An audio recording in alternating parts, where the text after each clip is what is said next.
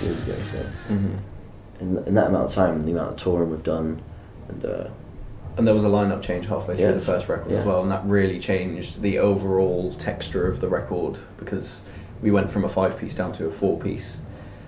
I wouldn't say it necessarily got more stripped back, but I think we came together and decided more on what kind of sound we were going for, and then after that, you have reflection time, and you pick what things you actually liked, that still stand out for you on that record a year down the line, and then kind of pick at that. The EP in between the first and second record is a really good example of where we're going, personally. Yeah, I mean, it is still a completely mixed bag, but I think the new album is far more refined overall than the first record. Yeah, it's more coherent. The first album is definitely a mixtape of sorts. There's a lot of ideas. We had a lot of ideas, and we wanted to get them all out. Yeah, we wanted to keep every song entertaining every 3 seconds. You know, we don't want anyone to be bored whatsoever. But we've recently come to the terms that sometimes it's good to be bored. Sometimes it's good to have some air and just let it do what it needs to do. We've learned to let a song do its own thing, and gotta breathe, man. Gotta take a breath. You gotta let it breathe. So I think it's not an album. It can be 10. You could have 10 singles and it'd be an album, but it's not an album unless it has its high and its lows. You know, it's meant to be a roller coaster ride in my head, anyway. That's what I think. I mean, albums and bands that we like really take that approach on their albums. Albums that I really, really like, they're incredibly dynamic. So, yeah, I think it's very important. We certainly take track listing and picking and things like that very, very seriously. I think we write what we feel at the time, get as much down, and then listen to them all, and then start putting them in their appropriate place. It's not like we go, right, it needs to be a heavy one, then a light one, then a kind of medium one or whatever. It's kind of like we just write how the song feels at the time, and then think about it afterwards. So I don't think any song that we've written has consciously been like, this is going to be track 3, this is going to be a single.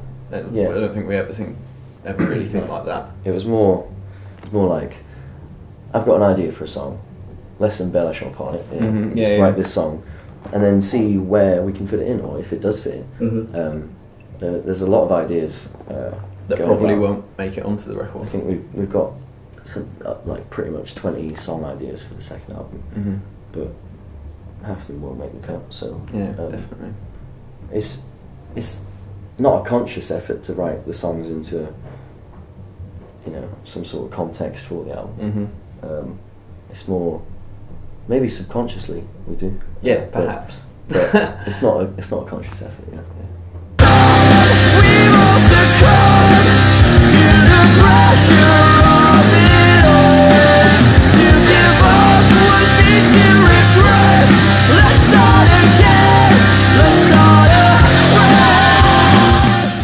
Worked with Pledge Music for the release of our second record. It was really refreshing not doing it the normal way. I mean, crowdfunding is, a lot of people know it is the future. Definitely break down the boundaries between band and fan. Exactly. You know, it's just... Even Foo Fighters are about doing crowdfunded gigs now, so... And they're really, like, they're as big as it gets. It's a really interesting way of doing things. There's so many different ways of getting people involved and excited about what you're doing. It's an amazing tool, it really is. It gives the fans something else. You can buy something simple as a signed pick or a drumstick, all the way up to, like, we do personal theme tunes. We will write and record your own personal theme tune. A 30-second theme tune, and it's basically, send us stuff about yourself and we'll write a funny little theme tune about it. Just incentive after incentive. It's just a bit of fun, really. And, even though it's the future, it's very grassroots. It's you see a project that you like and you want to go somewhere, and you help fund it, and you spread the word about it. I just think that's it's a far more easy way of doing things than the classic get an advance from a record label and then struggle to pay it back. You get what you need from the people who actually want it, and then you give it to them. It couldn't be easier.